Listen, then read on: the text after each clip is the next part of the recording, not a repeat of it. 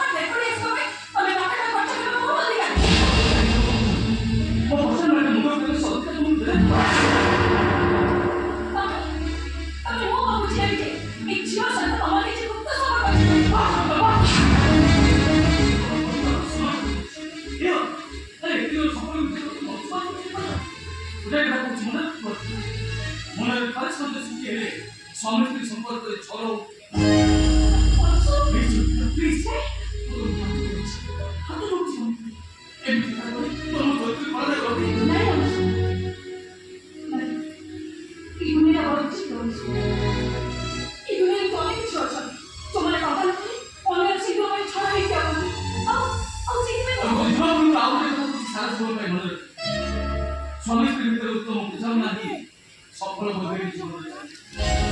एक ऐसी चीज होती है अच्छा इनको नोटिस करते हैं अच्छा वो दिखाते हैं